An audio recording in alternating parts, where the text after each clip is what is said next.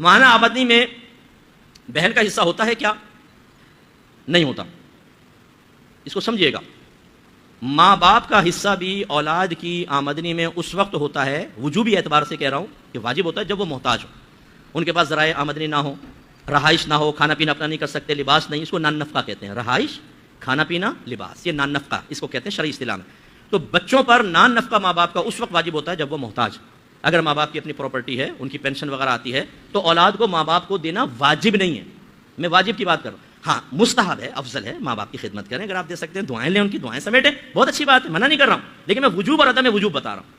تو جب ماں باپ کے بارے میں یہ ہے تو بہن کے بارے میں بھی پھر یہی اصول ہے کہ اگر بہن کا ذریعہ آمدنی نہیں ہے، ماں باپ اس کو کفالت نہیں کر سکتے اور بھائی کفالت کر سکتا ہے، تو بقدر ضرورت بہن کو دے گا. لیکن ایسا نہیں ہے کہ بہن یہ کہے تمہاری سیلری پہ میرا بھی حق ہے، اور بیوی کہے کہ تمہاری مجھے پاکٹ منی دینا تم پر واجب ہے. یہ غلط چیزیں ہوتی ہیں. اور یہ شوہروں مسائل سیکھ لو، بہت اچھا ہو جائے گا، بچ جاؤ گے بہت سارے مسائل سے، ورنہ عورتیں اپنا حق کہہ کے مانگتی رہیں گی. ایک خاتون نے مسئلہ سمجھ لیا، سیکھ لیا کہ عورت پہ گھر کا کام کرنا واجب نہیں ہے.